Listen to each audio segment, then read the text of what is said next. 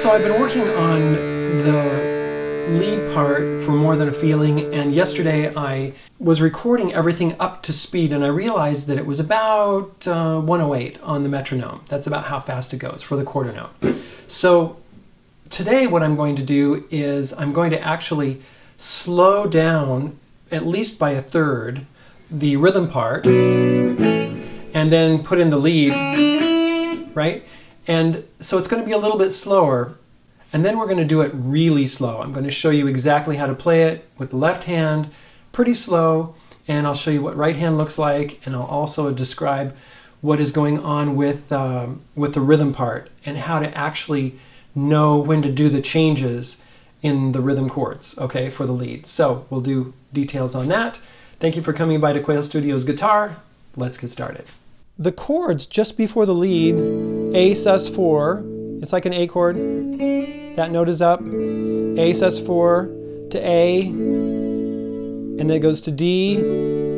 This is the lead. G, D with an F sharp bass. This is how I play it. I play my D like this with my F sharp bass here. Some people like to do it like this, right? Do their D with these three fingers, first, second, third finger, and then put their thumb over the top. And then go to the A. Okay, and the reason I like to do this because I am just playing those four inside strings. I'm not worrying about the E string at all. And then we go to D, G, D with an F sharp bass, A, D, G, B minor to A with a C sharp bass. Okay, that's a regular A chord. And then I do my finger, just one finger right there on that A chord, and then I bring my ring finger, third finger, up to the 4th fret A string and play those 4 strings in the middle to D, B minor, E minor, A, and then a regular G chord. And you know I like this chord, this G chord right here with this muted A string. 1, 2, 3, 4, 5, 6, 7, 8. G, D with an F sharp bass, E minor, D. And then you stop. That's the rhythm part. I'm going to count it in eighth notes because if we count it in quarter notes, you may not be able to understand when some of those changes happen on the upbeat. So what I'm going to do is count 1, 2, 3, 4, 5, 6, 7, 8. 1, 2, 3, 4, 5, 6, 7, 8. But really, the beats are 1, 2, 3, 4. 1, 2, 3, 4. But because of some of the changes, there's 3 different changes where we hold a chord for 2.5 beats and then 1.5 beats is the change, or the reverse. So I'm going to count it in eighth notes. You ready? Here we go.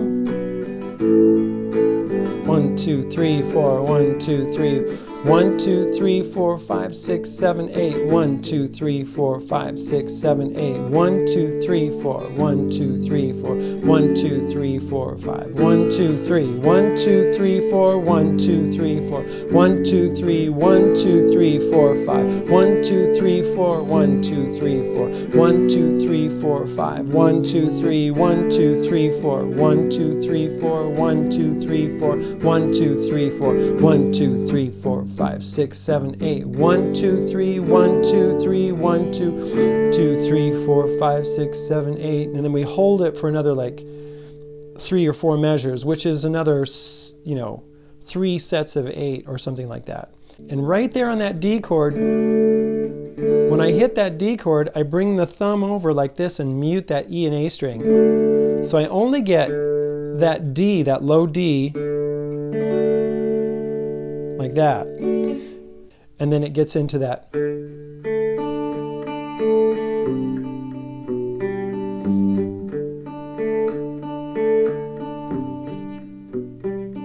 That intro that goes into verse 3.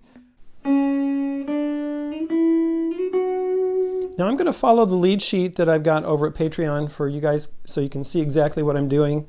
2, 3, 5, 7, 7, 8, and then we got a 7/8 pull off, and then 5, and then 7 on the G string. And then I'm going to slide up to the 10th fret on the B string.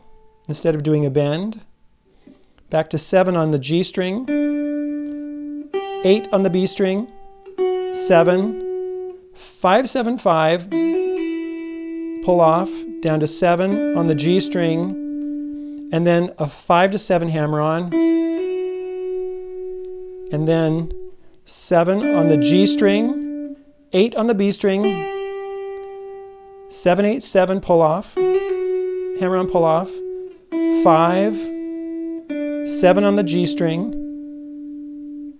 and then 5 to 7, 5, G string, 7, 6. Now what I did was I actually switched my finger to my first finger on the D string 7, because I can go 8, 7 on the B string, 7, 8, 7, 8, 7, hammer on, pull off, 5, 7 on the G string, and then I slide from 5 to 7 on the E string, and then 5, 8 on the B string, 7, 8, 7, hammer on, pull off, 5, 7, G string, 7, B string, 8, 7, 5, 7, 5, hammer on, pull off, 7 on the G string, 5 on the B string, and then G string, 7, 7 on the B string, another hammer on, pull off on 5, 7, 5 on the B string, 7, G string, 6, 7, and then I'm going to go up to the E string and go hammer on, pull off on 9, 10, 9, 7, and then we go all the way up to 19, right, and play the 19th fret. I like to do a little vibrato there. Okay, but if you can't do that, if you can't go up that high because you have an acoustic guitar or something, then take your finger and put it on the 19th fret, and then just do what we call a harmonic, and that's where you pluck the string with your thumb and touch it with your finger, like that. Now if you're really tricky, you can just touch it and that harmonic will come out, like that, okay? But if you need to, you're going to have to pluck it, like that.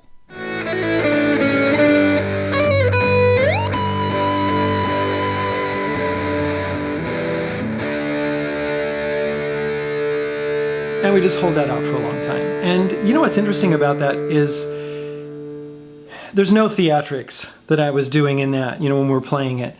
When you're in a rock band or you're doing something like that and it sounds really powerful, you can make all kinds of faces and do all kinds of things that work, you know, I mean, visually for the audience, but you don't need to do that when you're just making a recording. Well, there you go, friends. That's my take on the lead for More Than a Feeling. For you advanced players, you know what to do with this information, and you can change it up or play some of those notes in different spots on the guitar as you wish to do it, and do the bends instead of the slides.